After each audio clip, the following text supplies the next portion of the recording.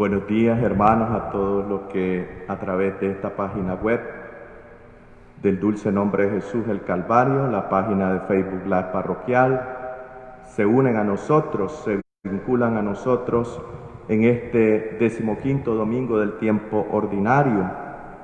El Señor hoy quiere, hermanos, que nos pongamos en sus manos, que el Divino Espíritu sea insuflado, soplado, sea infundido en nuestro corazón, en nuestro ser, para que podamos dar continuidad, proseguir con estas catequesis, estas meditaciones que hemos venido haciendo estos domingos anteriormente, abordando el tema del Catecismo de la Iglesia Católica desde los primeros capítulos, y vamos a dar continuidad pues al tema retomando lo que habíamos visto la vez pasada. Vamos a ver, hermanos, el tema de hoy, la transmisión de la revelación divina. Sabemos que Cristo Jesús, que es la plenitud de la revelación de Dios y de la salvación, y que hay un designio, un diseño de parte de Dios, como dice la primera epístola de Timoteo capítulo 2 versículo 4, Dios quiere que todos los hombres se salven y lleguen al conocimiento de la verdad. ¿Cuál verdad? La que dice Jesús: yo soy el camino, la verdad y la vida. Juan 14:6.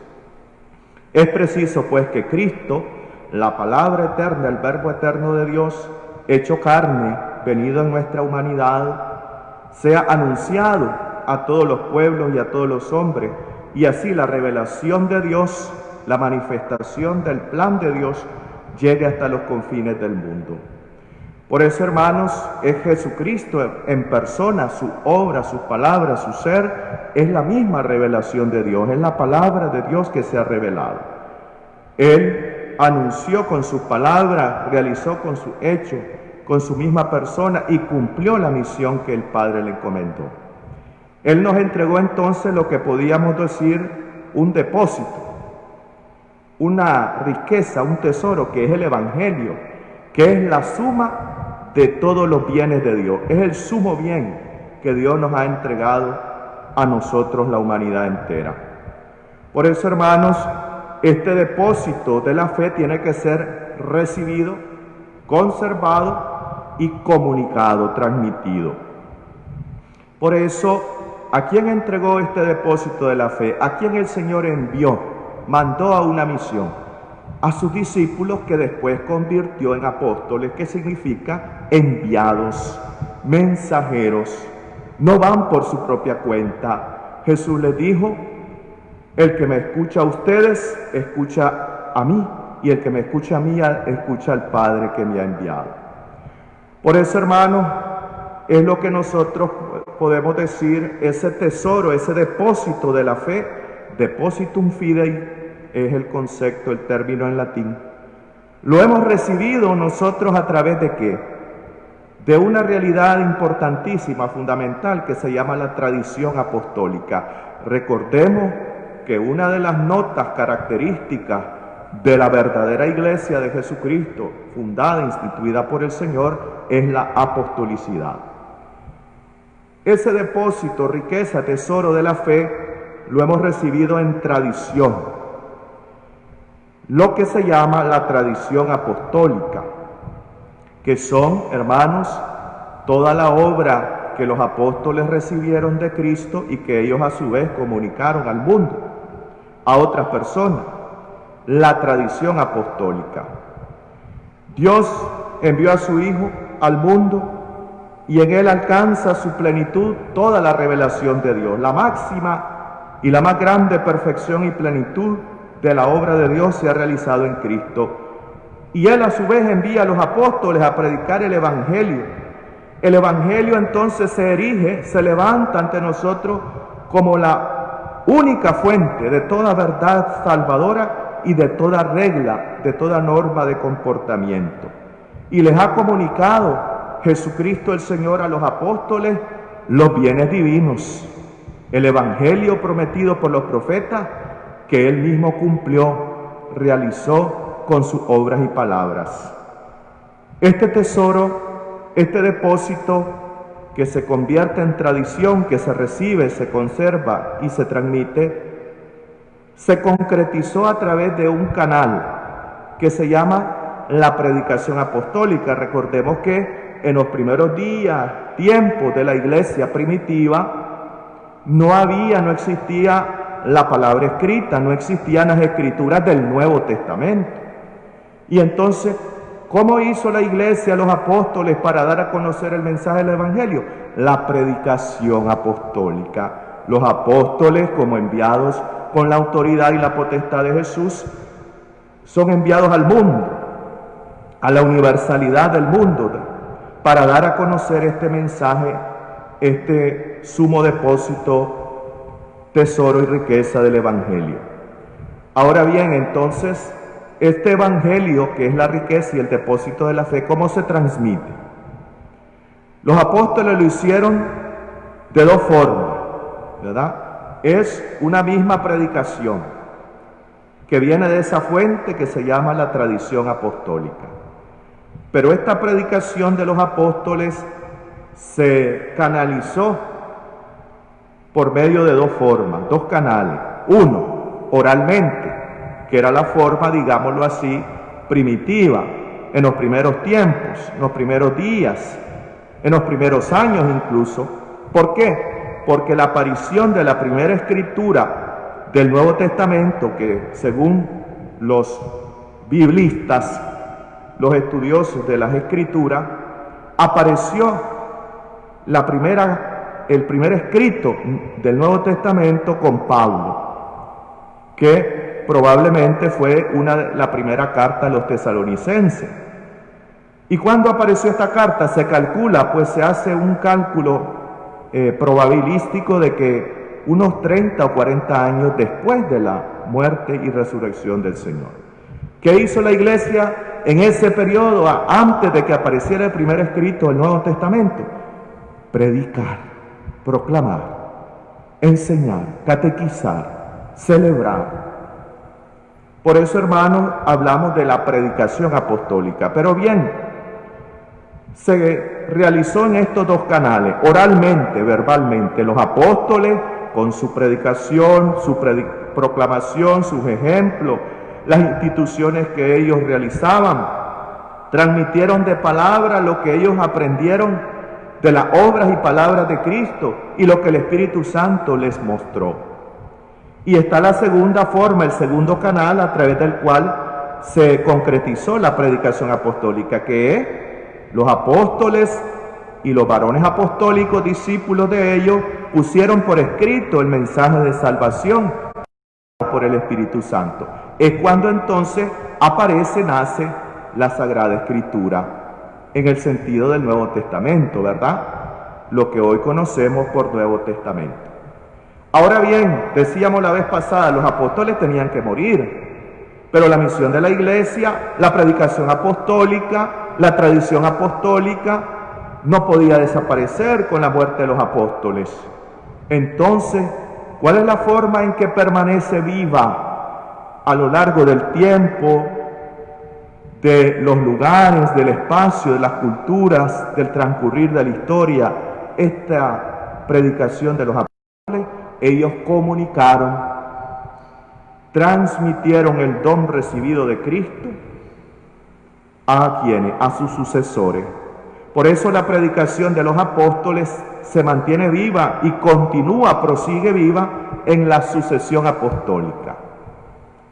Otra realidad fundamental que caracteriza nuestra iglesia, la esencia de nuestra iglesia. El ministerio apostólico entregado por Cristo a los apóstoles no termina con la muerte de ellos.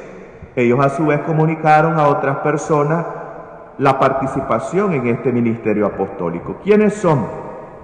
Para que este evangelio se conservara siempre vivo y entero, íntegro en la iglesia, los apóstoles nombraron, instituyeron sucesores a quienes. ¿A dónde pervive el ministerio apostólico? En los obispos.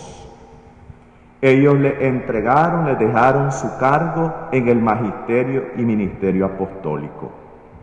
En efecto, la predicación apostólica, expresada de un modo especial en los libros sagrados del Nuevo Testamento, se ha de conservar por transmisión continua hasta el final de los tiempos. La predicación apostólica, vía oral y vía escrita, se mantiene siempre viva, se conserva y se transmite en la iglesia hasta lo que dice Jesús, ¿verdad? Yo estaré con vosotros, con ustedes, hasta el fin del mundo. Pero esta comunicación, esta transmisión es algo vivo, es una realidad viviente que es llevada a cumplimiento por el Espíritu Santo. Es lo que se llama, hermanos, la tradición o la sagrada tradición, poniéndole ese adjetivo, la sagrada tradición. Es esa transmisión viva que la Iglesia nos hace a lo largo de la historia del tesoro de la fe, del depósito de la fe, del Evangelio. Y es con asistencia y la ayuda del Espíritu Santo. Por eso Jesús envía el Espíritu Santo, que nos llevará, dice, nos conducirá a la verdad completa y les recordará y les interpretará todo lo que yo he hecho y he hecho. Ahora usamos este concepto, este término técnico, sagrada tradición, para diferenciarlo, distinguirlo de qué, de lo que estamos hablando también, de la predicación apostólica conservada en las Escrituras, es decir, de la Sagrada Escritura.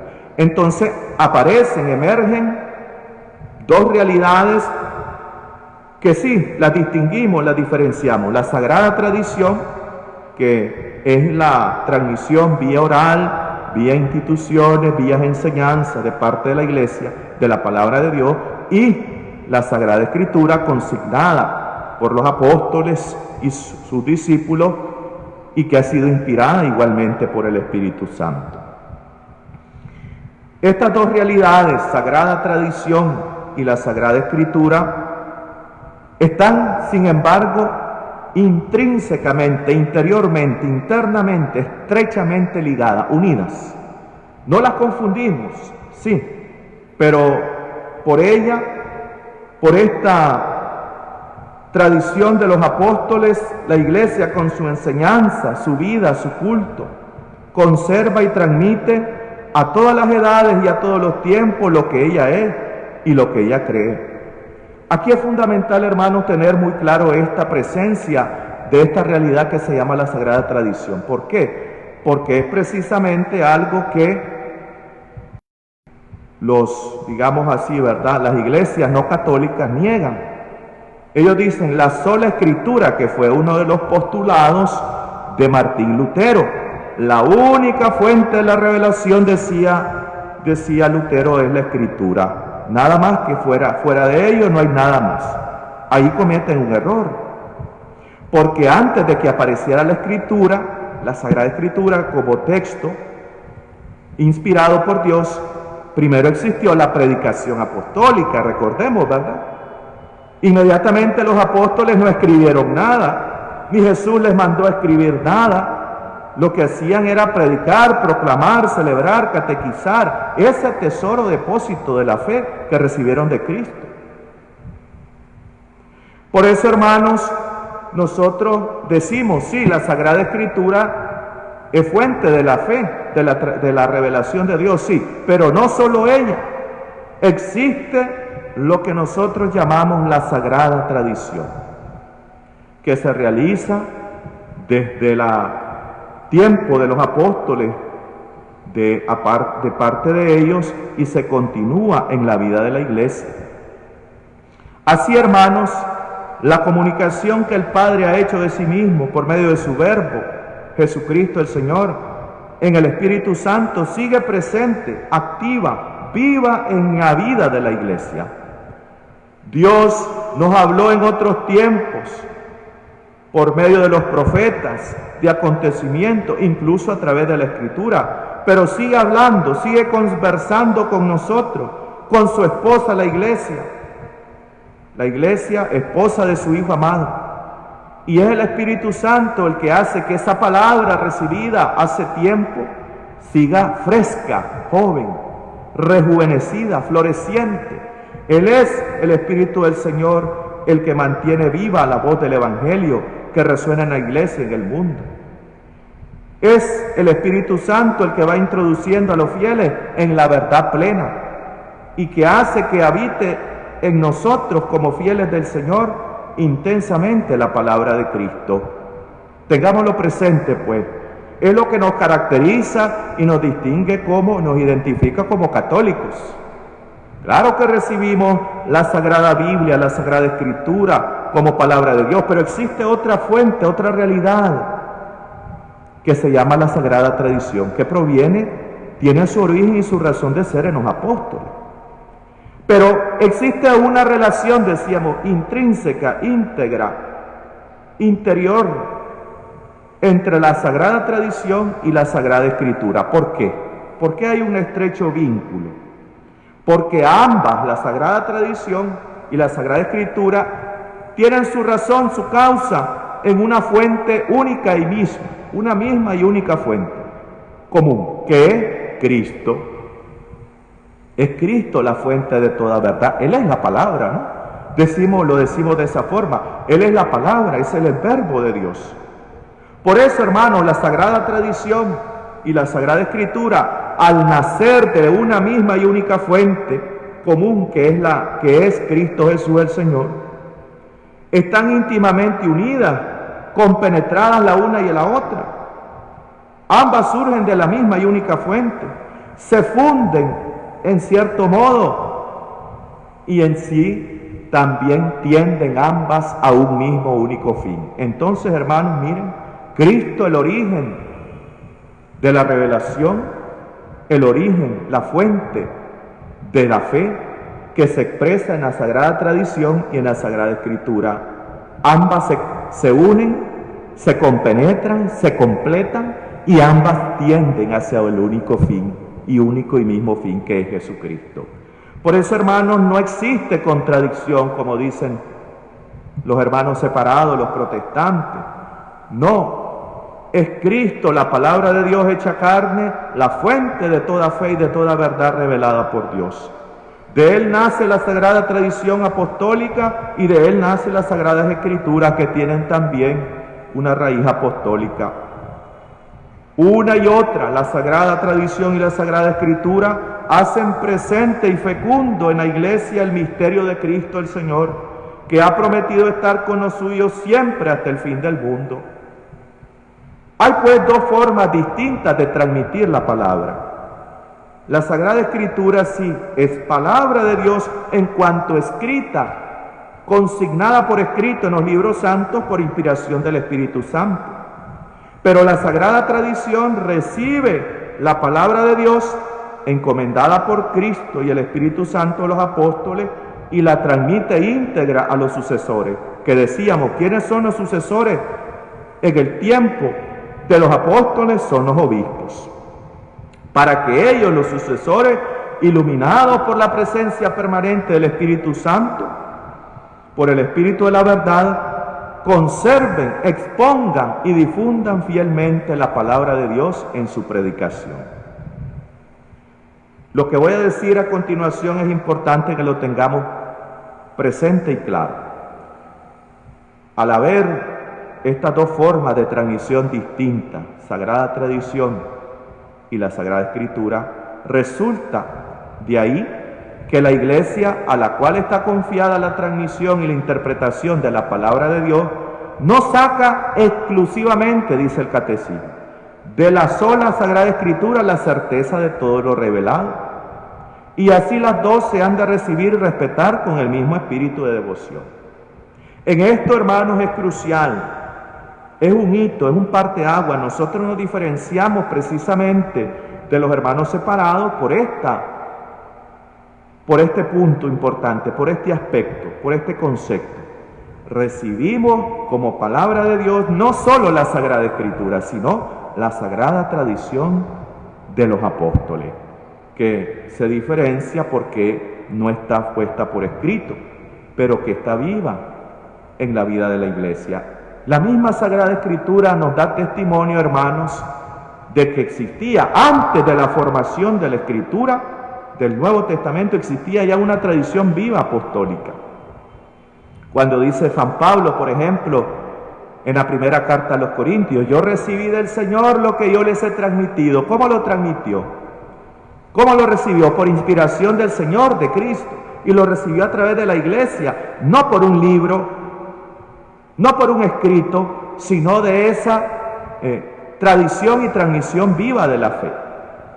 Por eso, hermanos, el que es católico dice, Sagrada Tradición y Sagrada Escritura juntas, no pueden separarse. El que las separa ya no es católico. El que las divide ya no es católico. Recordemos lo que significa católico, dos sentidos y significado. Universalidad, católico está presente en el mundo entero, en toda la raza, lengua, cultura, condición socioeconómica, cultural, etc. Pero también significa la plenitud, la llenura de la fe. Todos los medios de salvación están presentes en la iglesia. Por eso, hermanos, nosotros no decimos y afirmamos como Lutero que la sola Escritura, no. La Escritura, la Sagrada Escritura y la Sagrada Tradición Apostólica. Ahora bien, ¿a quién le corresponde, hermanos, interpretar el depósito de la fe, el Evangelio? No a cualquier persona, sino a lo que al que los apóstoles, ellos instituyeron en la sucesión apostólica. La interpretación, pues, de este Evangelio de la fe, que fue confiado a la Iglesia y que está contenido en dos formas, en la Sagrada Tradición y en la Sagrada Escritura, fue confiado a los apóstoles, al conjunto de la Iglesia. Por eso, hermano, el pueblo de Dios que ha recibido este depósito, riqueza y tesoro de la fe, es todo el pueblo de Dios el que tiene que conservar, recibir, conservar y transmitir ese depósito de la fe. Fiel a dicho depósito, el pueblo santo de Dios, unido a sus pastores, persevera constantemente, como dice el texto de los Hechos de los Apóstoles, perseveramos, nos mantenemos firmes, permanecemos firmes en la doctrina de los apóstoles. Dice, vayan a buscarlo ahí, en el inicio del libro de los Hechos de los Apóstoles. Y la comunidad dice, permanecía firme, constante en la doctrina de los apóstoles, en la comunión, ¿verdad?, eclesial, en la fracción del pan y en las oraciones. De modo que se crea una particular concordia entre los pastores, que eran los apóstoles en ese momento, y los en conservar, practicar y confesar la fe que hemos recibido. Por eso, hermano, es toda la iglesia, porque todos hemos recibido el don del Espíritu Santo. Pero esta interpretación del depósito de la fe del Evangelio lo debemos hacer todos en unión y en comunión con nuestros pastores. Ahora bien, existe, digámoslo así, una función para interpretar la palabra de Dios, para que no haya interpretaciones antojadizas, interpretaciones privadas. Como dice el apóstol San Pedro, ninguna escritura ha sido inspirada por Dios para interpretación privada, no existe. La palabra de Dios tiene que vivirse, sí, personalmente, es cierto, pero en un ámbito eclesial, porque es ahí donde nace y donde permanece vivo la presencia del Espíritu Santo. Por eso, hermanos, este oficio, esta función, esta potestad de interpretar recta, auténticamente la palabra de Dios, oral o escrita, ha sido encomendada solo a ¿quién? Al magisterio vivo de la Iglesia, el cual lo ejercita este magisterio vivo en el nombre de Jesucristo, con la autoridad de Jesucristo. Es decir, ha sido entregado este magisterio, son nuestros maestros. Por eso dirá San Pablo en su carta a los Efesios, el Señor dice, hablando de los carismas, de los oficios y misiones, dice, algunos ha instituido apóstoles, otros profetas, otros maestros de la fe. ¿Quiénes son los que entonces interpretan, tienen el oficio, la función, la potestad de interpretar la palabra de Dios oral o escrita? Los obispos, entre los cuales se destaca el sucesor de Pedro, el obispo de Roma. Hay que aclarar algo, el magisterio de la Iglesia, ese ser maestra, esa función de ser maestra, no se pone por encima de la palabra de Dios, al contrario, el magisterio de la Iglesia escucha, se abre al depósito de la palabra de Dios, está al servicio de la palabra, para enseñar auténtica y puramente y sin error lo que fue transmitido. Pues por el mandato divino y por la asistencia del Espíritu Santo, el Señor escucha el depósito de la fe, la Iglesia, escucha devotamente, custodia, protege celosamente este depósito y lo explica fielmente sin apartarse de la verdad. Y es de este único depósito de la fe donde la Iglesia saca todo lo que Dios ha propuesto como revelado por Dios, por Él, para ser creído por todos. Los fieles, recordando la palabra de Cristo a sus apóstoles, el que a vosotros escucha, a mí me escucha, dice el Señor. Reciben con docilidad las enseñanzas y las directrices de sus pastores, que les dan de diferentes formas. Por eso hay, hermanos, hay una concordia, hay una comunión, hay una sinergia, hay una simbiosis. Todo el pueblo de Dios estamos incluidos todos, pastores y fieles laicos. Pero ¿quién es el que ha recibido de una manera especial, particular, ese servicio, ministerio de interpretar la palabra de Dios? Son nuestros pastores. Ahora, el magisterio de la Iglesia, esa función la ejerce plenamente la autoridad que tiene de Cristo, que ha recibido de Él cuando define, aquí venimos a otro concepto importante, los dogmas. Es decir, cuando se propone una verdad de una forma definitiva, que nos obliga, escuchen bien, nos obliga, nos vincula al pueblo cristiano a una adhesión irrevocable de la fe. Estas verdades que nos propone el magisterio de la Iglesia están contenidas en la palabra de Dios, claramente, en la revelación, o cuando nos propone de manera definitiva verdades que están vinculadas con la revelación, con la palabra de Dios. Por eso, hermanos, existe una unidad, un vínculo orgánico entre nuestra vida espiritual y los dogmas de la fe que la Iglesia nos propone. Los dogmas, utiliza este término, son como luces que van iluminando nuestro camino de fe y lo aseguran, nos aseguran que estamos en el recto camino, los dogmas de nuestra fe. Por ejemplo, ¿verdad? Uno de ellos es el dogma de la Santísima Trinidad, el más importante. Creemos que Dios es Padre, Hijo, Espíritu Santo. El que no crea eso de la forma que la Iglesia lo propone no es católico. Por eso dice, te obliga. Esa verdad propuesta por la Iglesia, que viene inspirada por Dios, te obliga a creer. Si no crees en esa verdad, no eres católico, te vincula, es vinculante. ¿Verdad? En eso nos diferenciamos de los protestantes. Existe pues esto, que los dogmas de nuestra fe, el otro dogma es la encarnación del Hijo de Dios, el misterio de la vida de Cristo, ¿no? El misterio pascual. Son luces que van alumbrando, iluminando el camino de nuestra fe y nos hacen ir por un camino seguro. Decimos, aquí voy bien.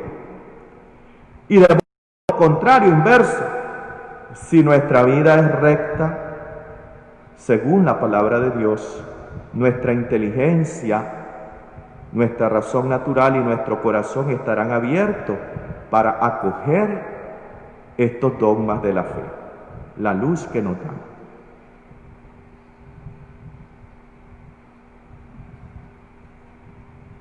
Y bien, aquí termino, siempre quedo corto, ¿verdad? Es tanta riqueza. Y vamos a abordar pues el próximo día.